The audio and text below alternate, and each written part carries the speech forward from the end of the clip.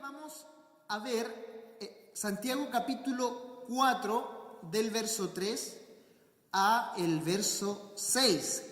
El título del mensaje del día de hoy dice oraciones no respondidas. ¿Cuántos de los que están acá hace un tiempo ya han estado orando por algo pero todavía no se ve respuesta? Levante la mano los que han estado orando por algo puntual. ¿Cuántos llevan orando años por algo muy puntual y todavía no hay respuesta? Bueno, ¿está orando mal? No significa eso que esté orando mal, sino que hay que contextualizar el tema de Santiago. Sabemos que una de las tantas variantes, por supuesto, es el tiempo de Dios. Él es soberano, sus tiempos son perfectos. Y Él no está a los tiempos nuestros, ¿cierto? No es un asalariado nuestro, no es un asalariado divino que tenemos, sino que tenemos un Padre que nos ama. Y como padres, los hijos se deben de someter al Padre y a sus tiempos. Pero especialmente Santiago nos va a decir por qué en ocasiones nuestra oración no es contestada, nuestra oración no es respondida. Dejando las variantes que puede ser el tema de nuestra inmadurez muchas veces, o los tiempos que son del Señor, etcétera, Santiago se enfoca en una tercera opción. Vimos que la iglesia primitiva el jueves pasado tenía problemas, ¿cierto? Santiago capítulo 4, verso del 1 al 2, Santiago reprende a la iglesia porque habían divisiones, se ponían a pelear, habían pleitos, habían envidias, etcétera. Pero no eran todos los problemas que tenía esta iglesia primitiva. Uno cuando piensa en la iglesia primitiva, prácticamente uno cree que es una iglesia perfecta, pero se parece bastante a la iglesia del día de hoy. También ellos tenían el problema de que sus oraciones no estaban siendo contestadas. Nos podemos reflejar en eso. Jesús prometió contestar todas las oraciones en su nombre. Si usted ora en el nombre del Señor y ora día y noche y va como la viuda, ¿cierto?, donde el juez injusto, Dios le va a contestar esa oración si usted lo hace en el nombre de Jesús y orando en la voluntad de Dios. Y esta situación en la iglesia primitiva estaba alterando los ánimos, que no fueran contestadas sus oraciones. Pero especialmente el ejemplo de la iglesia primitiva, la culpa no está en Dios que no quiera contestar las oraciones de sus hijos, sino que la culpa estaba en quien estaba orando por la forma en que estaba orando. Santiago dice que sus oraciones no están siendo contestadas porque se formulan con malos propósitos y en un decadente estado espiritual de aquellos que estaban orando. Aquí hay dos factores. Estaban pidiendo, pero estaban pidiendo de mala forma y estaban en un estado espiritual muy defectuoso y muy bajo. Mucho que desear dejaba este estado espiritual. Es por eso que Santiago, en el verso 3 del capítulo 4, dice las siguientes palabras. Y cuando piden, hablando de la oración, dice, no reciben porque piden con malas intenciones para satisfacer sus propias pasiones. ¿Podemos poner el verso 2, Panchita, por favor? El verso anterior. Algunos de los creyentes de la iglesia primitiva no estaban siendo respondidas sus oraciones por un factor muy simple y sencillo.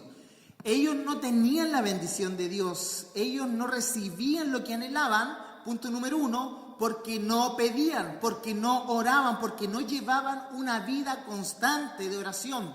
Y eso lo deja claro el apóstol Santiago aquí en el verso 2. Dice, no tienen porque no piden. Pero ahora Santiago se dirige a la misma iglesia, pero a un grupo que ellos pedían, que tenían el hábito de orar, pero lo hacían de mala forma.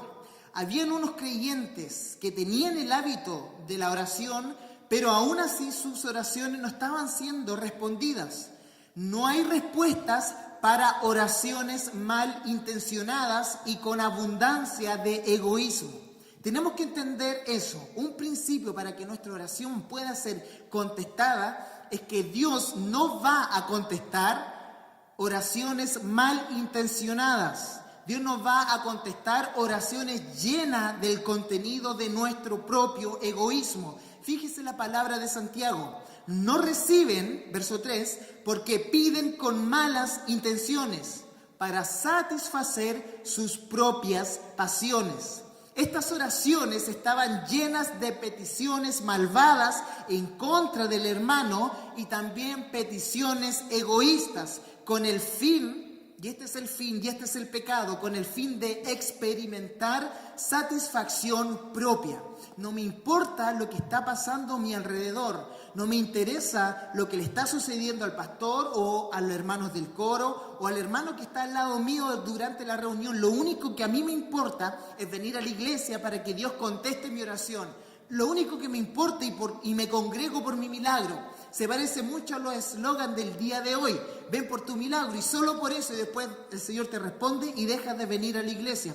Santiago dice que tal propósito en la vida del creyente está fuera de enfoque. No es el propósito final. Nosotros tenemos los ojos puestos en Jesús, el autor y consumador de nuestra fe. No tenemos los ojos puestos en el milagro. Ahora, si Dios responde y hace un milagro, yo creo que Dios sigue haciendo milagros el día de hoy.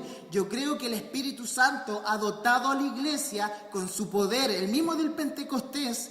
Bueno, lamentablemente hoy día cuesta un poco más por todo lo que se ha visto en la iglesia contemporánea a lo largo de la historia, pero Él no cambia.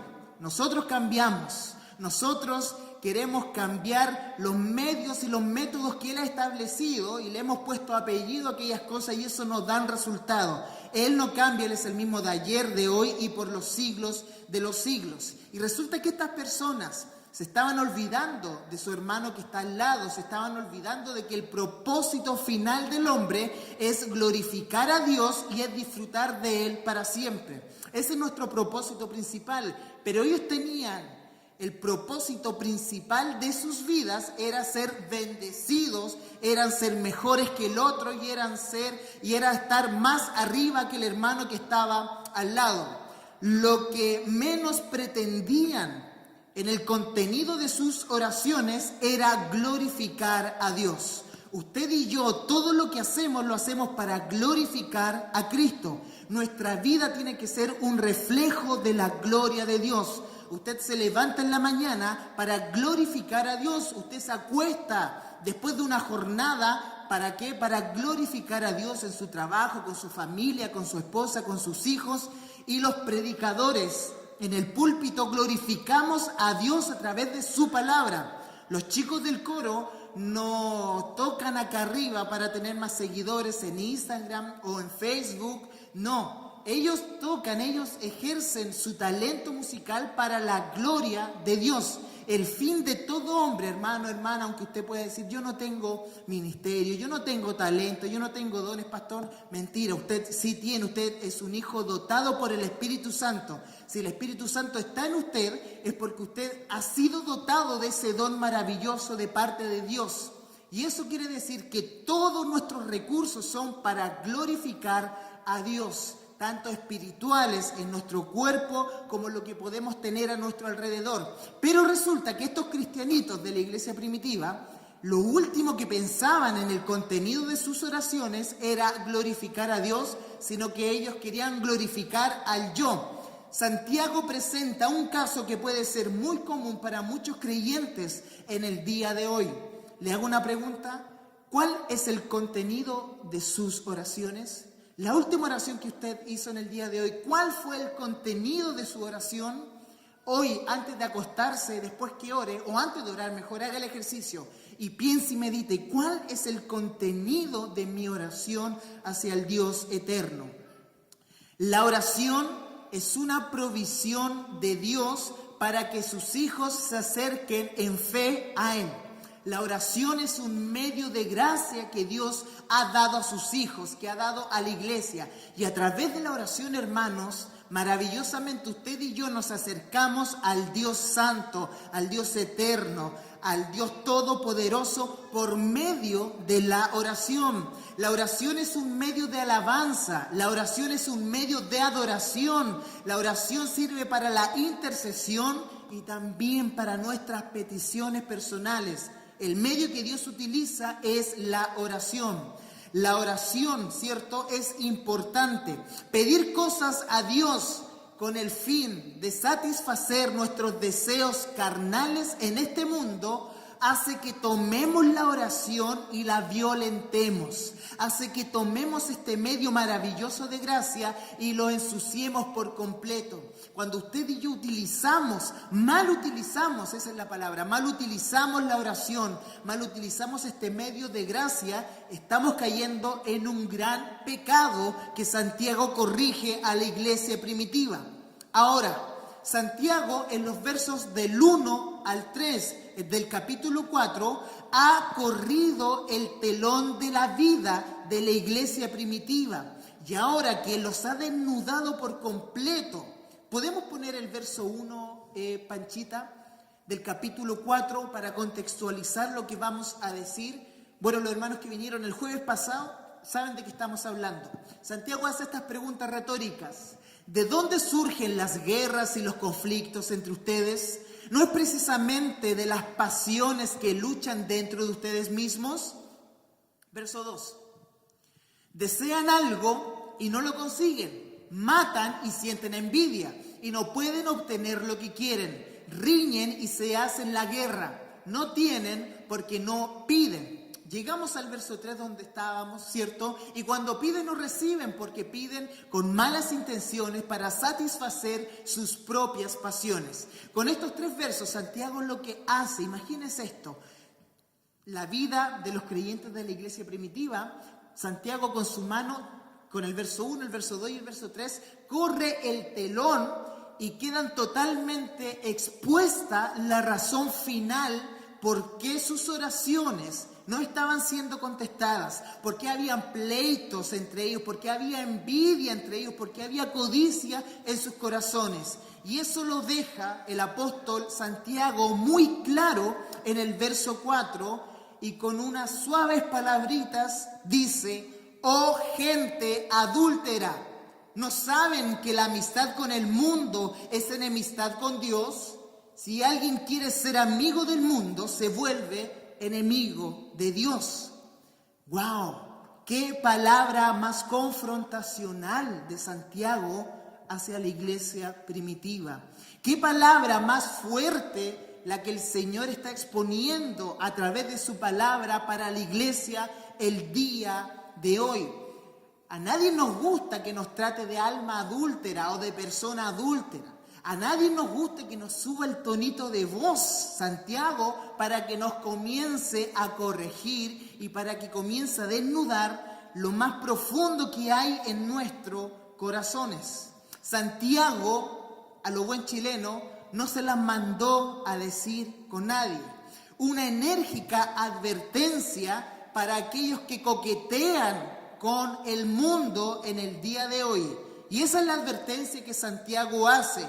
Y es muy necesaria también para nuestra vida, para nuestro día a día. Muchos de nosotros ocupamos mucho tiempo en nuestros trabajos seculares. Muchos de nosotros tenemos amistades seculares en las cuales invertimos mucho tiempo. Y a veces eso no es malo, no es pecado que usted tenga una amiga que no vaya a la iglesia. No es, por supuesto, pecado que usted trabaje para una empresa donde quizás no glorifican a Dios, pero usted a través de cómo trabaja, de su integridad, logra glorificar a Dios.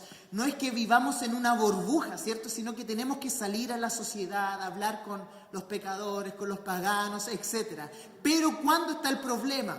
En cuando esa junta, esos roces que yo en el día a día me empiezan a contaminar a mí. El problema no está en que mi jefe quiere ganar, ¿cierto?, más dinero de una forma deshonesta. Mientras yo no lo haga, ¿cierto?, yo no voy a cometer el pecado. Él tendrá que rendirles cuentas al Señor el día de mañana. Pero ¿cuál es el problema? Cuando yo le sigo el amén a mi jefe. Cuando yo no soy capaz de decirle, jefe, eso es deshonesto, sino que yo le digo, sí, jefe, hagámoslo así, total, nadie se va a dar cuenta. Estoy haciéndome amigo, estoy teniendo intimidad con algo que deshonra a Dios. Entonces, en esa ocasión, y en muchas ocasiones que ahora se le vienen a la mente a usted, Santiago nos dice, oh gente adúltera. Es fuerte este lenguaje. y está con símbolos de exclamación. Yo no le quiero gritar para que no se vaya a sentir mal, pero dice, oh gente adúltera. Gustavo, gente adúltera. Santiago utiliza esta expresión en un sentido metafórico, al igual que el profeta Oseas la utiliza con Israel. Recuerde esto, le voy a contextualizar. La gente a quien le estaba escribiendo Santiago era gente que tenía un pasado judío, ¿cierto? Acuérdese, a las 12 tribus que están en la dispersión, era la iglesia de Jerusalén. La mayoría, para no decir absolutamente, venían del judaísmo. Y resulta que Santiago utiliza esta frase que es muy común. Daniel, córtala. ¿Ya? Córtala. Santiago utiliza esta frase que es muy común, que era muy familiar para la gente judía. ¿Por qué? Porque en el Antiguo Testamento el Señor la utilizó mucho como la referencia cuando Israel iba a buscar dioses paganos, cuando Israel servía a dioses paganos, el Señor a través de sus profetas, como el profeta Oseas, trataba de adúltero a aquella gente, no adúltero físicamente, sino que espiritualmente. No es solo Santiago el que se adueña de un lenguaje fuerte en el Nuevo Testamento. ¿Sabe de quién aprendió Santiago a hablar así, tan fuerte, tan de frente, tan directo? Yo creo que hay un problema que está careciendo la iglesia del día de hoy, que es que hemos perdido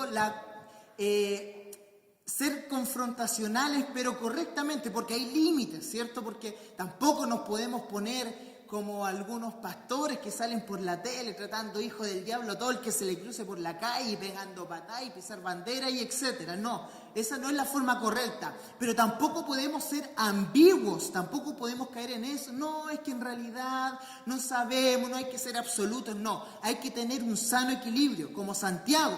Y cuando Santiago tiene que entregar un mensaje directo al corazón de personas que estaban jugando con el pecado, hay que hacerlo. Y cuando el Señor también nos diga que hay que hablar de amor, también tenemos que hablar de amor porque está en su palabra. Y Santiago aprendió esto de su hermano mayor. ¿Quién era el hermano mayor de Santiago? Jesús, nuestro Señor Jesucristo. En Mateo capítulo 12, verso 39, Jesús les contestó: esta generación malvada y adúltera pide una señal milagrosa, que no se le dará más señal que la del profeta Jonás. Esas son palabras escritas, registradas de la boca de nuestro Señor Jesucristo. La idea aquí es comprender algo muy importante, hermanos. Usted tiene que comprender esto. La iglesia es la esposa de Dios. Nosotros, la iglesia visible e invisible de nuestro Señor Jesucristo, somos la esposa del Cordero, somos la esposa de Dios, somos la novia de nuestro novio celestial. Y el Señor nos ve a nosotros como su esposa. Hay que entender eso. Usted y yo somos la esposa del Señor. Serle infiel a Dios es ser culpable de adulterio espiritual. Eso es lo que Santiago quiere dejar en claro en nuestros corazones. Si usted le es infiel a Dios, si usted le es infiel en muchas cosas a Dios, en pensamientos, cosas así, es porque usted está siendo acusado de parte de Dios como alguien infiel en el ámbito espiritual.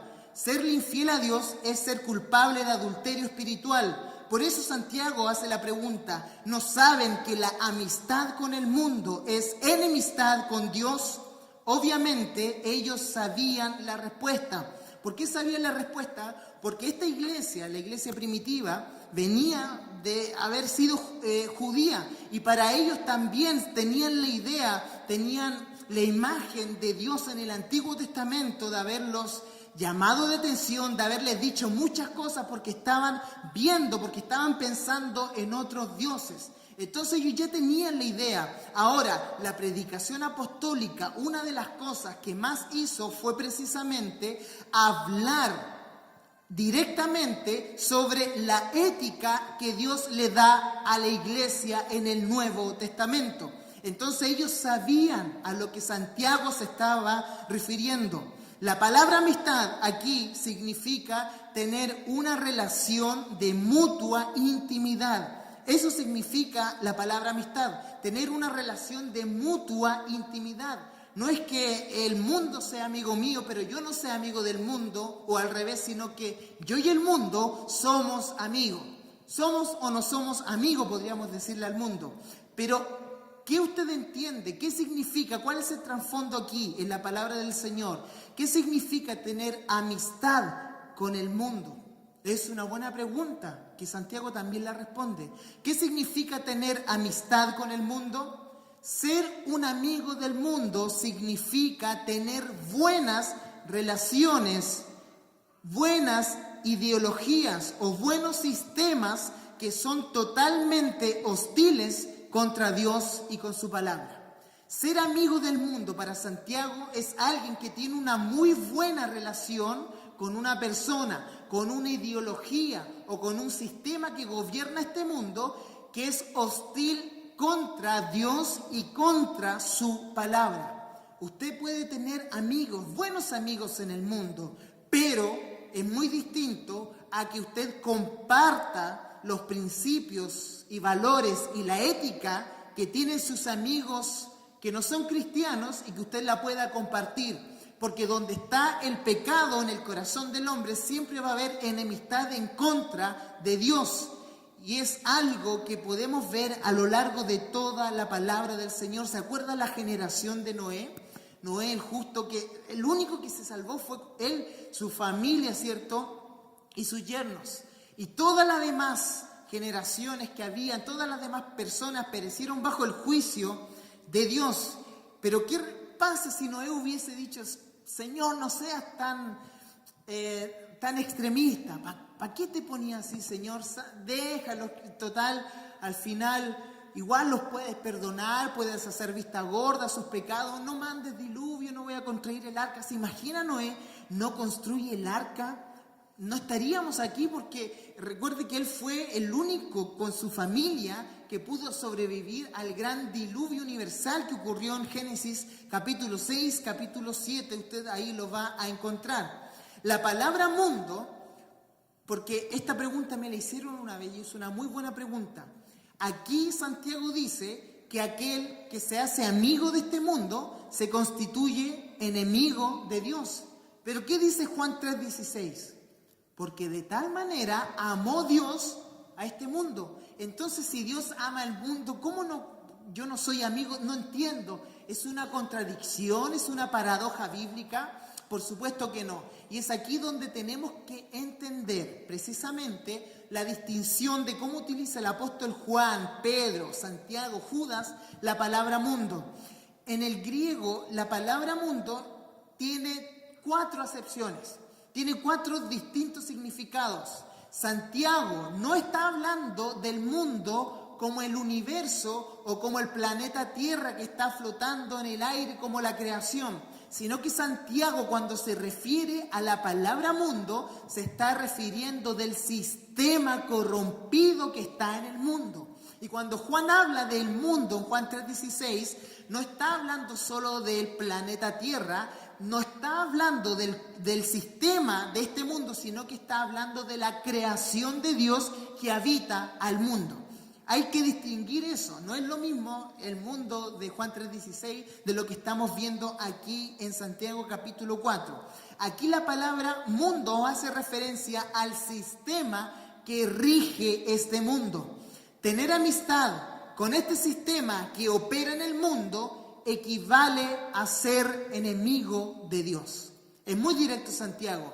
Él me dice, si tú, creyente, si tú, pastor, eres amigo de este mundo, eres amigo de la codicia de este mundo, eres amigo de los placeres de este mundo, es porque equivales el final, el resultado de la ecuación es que eres enemigo de Dios. Eso es lo que Santiago quiere dejar claro en los corazones de la iglesia primitiva. La amistad, porque es lógico, piense, ¿en qué se caracteriza la amistad? Se caracteriza en la demostración de afecto.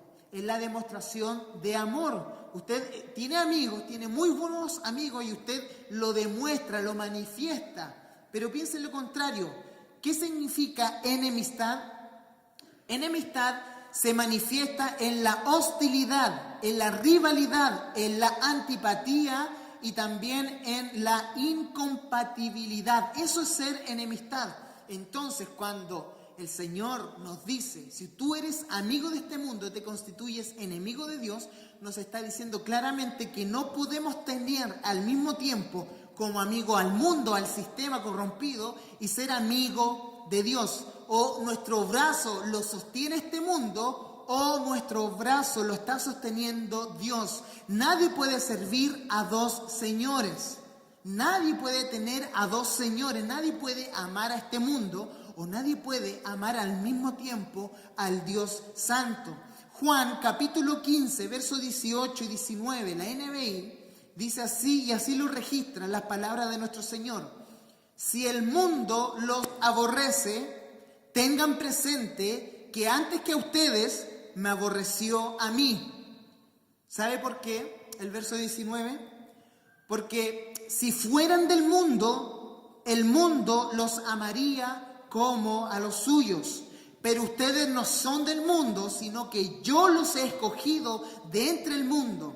Por eso el mundo los aborrece. Más claro que el agua, las palabras de nuestro Señor Jesucristo.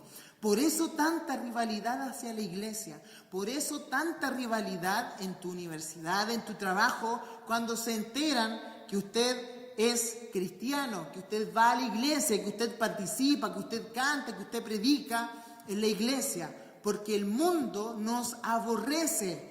¿Por qué? Porque somos amigos, somos propiedad de Dios. Y la luz con las tinieblas no funcionan unidas, sino que las tinieblas retroceden ante la luz del Todopoderoso. No hay enemistad. ¿Qué cosa hay en común entre las tinieblas y la luz? Absolutamente nada.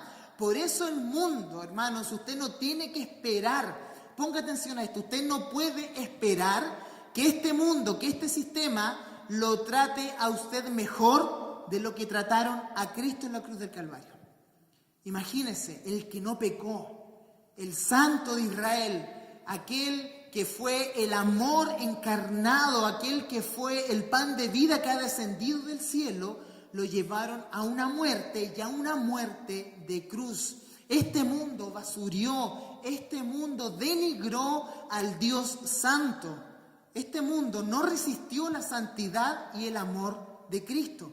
¿Por qué usted cree que este mundo nos va a dar palmaditas en la espalda si nosotros representamos a aquel crucificado? Eso es algo en lo cual tenemos que reflexionar. Ahora vea el verso 5. La NBI dice, la pregunta, hace otra pregunta, Santiago, ¿o creen que la Escritura dice en vano que Dios ama celosamente al Espíritu que hizo morar en nosotros? Aquí, hermano, le voy a ser sincero. Hay todo un lío, hay un debate global en el mundo académico sobre este verso, el verso 5. Porque si usted se da cuenta, yo escogí la NBI en el día de hoy precisamente porque es la que más se acerca a lo que quiere decir el autor en esta ocasión. Si usted lee la Biblia de las Américas, la Biblia Dios habla hoy, la Reina Valera, etcétera, todas le dan como un sentido como que estuvieran diciendo algo distinto sobre el verso 5. Pero la NBI me convenció por completo porque lo presenta muy bien y quiere demostrar precisamente bien lo que Santiago quiere decir a la iglesia. Santiago habla aquí en este pasaje del celo de Dios por su pueblo. Porque hay que tener en claro que Santiago está aquí conectándolo con el verso 4. ¿Se acuerda cuando nos dice Santiago, oh almas adúlteras? Porque Santiago tiene en mente que la iglesia es la esposa de Dios. Y aquí precisamente nos está hablando de aquel amor que el novio cela a la novia cuando la novia empieza a coquetear o a mirar para el lado. Ese celo se está refiriendo el apóstol Santiago. Quiero tomar Zacarías del Antiguo Testamento, capítulo 8, verso 2. Zacarías capítulo 8, verso 2, la NBI dice así: así dice el Señor Todopoderoso, siento grandes celos por Sión. Son tantos mis celos por ellas que me llenan de furia. Aquí tenga en mente, y muchas veces nos cuesta interpretar esto. El profeta Zacarías aquí está hablando de este celo que uno siente por su esposa. Aquí no está hablando de un celo de amistad, porque a veces nos ponemos celosos porque nuestro mejor amigo o su mejor amiga tiene una amiga que se hace cierto y uno siente celos, a veces inmaduramente por eso. Pero aquí el celo que está hablando y que hace y apunta la Biblia es el celo que un esposo siente por su esposa. ¿Cuántos están casados aquí? Levanten la mano, todos los hombres casados. Bueno, yo creo que todos hemos sentido celo cuando alguien mira más de la cuenta a nuestra esposa. Imagínense si nuestra esposa le contesta esa mirada a aquel tipo. ¿Cómo se va a sentir usted? ¿Se va a sentir bien? ¿Se va a sentir mal? Por supuesto que se nos enciende una llama santa y nos transformamos en Santiago. Y Dios, a ese celo está apuntando y quiere que entendamos. Santiago y Zacarías es ese clase de celo, el celo que tiene un esposo que es fiel, un esposo que es bueno, un esposo que es bondadoso, con una esposa que es infiel, con una esposa que le promete al esposo: te juro que voy a cambiar, no voy a ir más a adorar a otros dioses. Israel 2 días después estaba volviendo a adorar a aquellos dioses. A esa clase de comparación tenemos que entender que se refiere el verso 5. Pasemos al verso 6, por favor. El verso 6 y final. Quiero terminar un poco antes para que tengamos un momento de adoración, porque el verso 6, hermanos, es maravilloso. Miren lo que dice el verso 6, porque uno piensa, claro, el verso 4, no, Santiago nos da con todo, etcétera, el verso 5 también, pero el verso 6 viene a equilibrar este mensaje de gracia de Santiago. Pero Él nos da mayor ayuda con su gracia. Por eso dice la Escritura: Dios se opone a los orgullosos, pero da gracias a los humildes. Pero Él nos da mayor ayuda con su gracia. Gracia es el regalo. La gracia es el don de Dios hacia sus hijos. Por gracia sois salvos, nos dice el apóstol Pablo en Efesios 2:8. La gracia de Dios es una gracia soberana. La gracia de Dios es una gracia desbordante. Nace y fluye de Dios. Santiago está hablando de la extraordinaria gracia de Dios que se manifiesta en el amor leal de Dios hacia su pueblo. Aquí Santiago ya deja de hablar de nuestras actitudes hacia Dios, sino que Santiago comienza a hablar del amor de Él hacia este pueblo infiel, hacia este pueblo que se equivoca.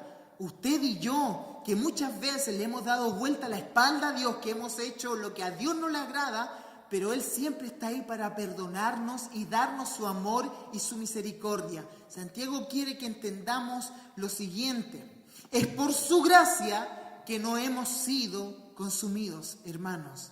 Es por la gracia, es por la misericordia del Señor que usted no ha muerto espiritualmente. Es que usted vive espiritualmente. Es por aquella gracia maravillosa que el Señor ha despertado en usted y le ha puesto y le ha dado la categoría ya no de un muerto que vive, sino que de un hijo de Dios que vive y reina y es coheredero de la gracia de Dios. Es por su gracia que no hemos sido consumidos aún cuando pecamos. Más de alguna vez cuando toco el tema de la gracia incomoda a la gente, porque muchas veces uno tiende a pensar de que merecemos la gracia. Cuando entendemos el concepto gracia por primera vez, nos sorprendemos, algo inmerecido, algo que Dios da a quien Él quiere. Cuando entendemos y ya pasa el tiempo la gracia, pensamos que la gracia ya la empezamos a merecer.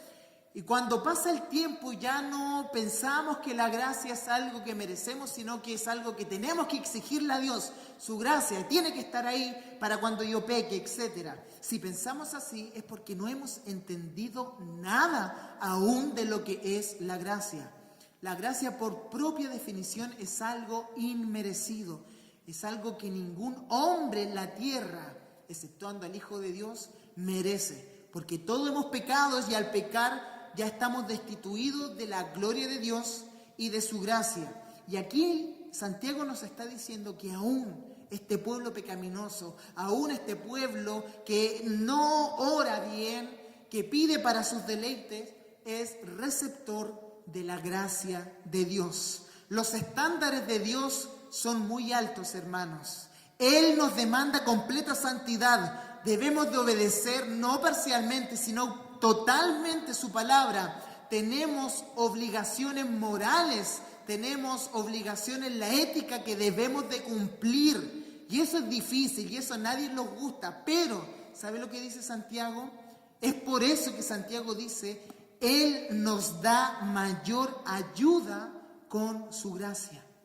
El cristianismo no es algo fácil, hermanos. El cristianismo tenemos que cumplir los estándares bíblicos, tenemos que cumplir los estándares de Dios, no nuestros estándares, tenemos que vivir bajo el reino y eso nos va a demandar todo de nosotros. Pero como Él se hizo hombre y pasó por nuestras tentaciones, Él sabe lo que nos iba a hacer falta para cumplirlo, sabe lo que es la gracia de Dios. Y Santiago dice, Él nos da mayor ayuda con su gracia. Todo lo que el mundo nos pudiera dar en esta vida no sería digno de compararse ni siquiera un poquito con lo que nos da la gracia de Dios. Ni el poder de nuestras rebeliones, ni el poder de nuestros pecados pueden ahogar esa gracia desbordante de Dios hacia sus criaturas. Aunque nosotros le neguemos a Él, aunque nosotros vayamos muchas veces en contra de su verdad, en contra de su voluntad, Él siempre a sus hijos va a tener una palabra de gracia y una actitud de amor sin condición. La segunda canción que cantábamos hace unos minutos atrás lleva por título Amor sin condición. Nuestro amor está condicionado a todas las cosas. Incluso el amor hacia nuestra esposa, el de ella a nosotros, está condicionado en cómo nos comportemos muchas veces. Pero el amor de Dios es incondicional. Incluso el amor que usted le tiene a su hijo muchas veces va a estar condicionado.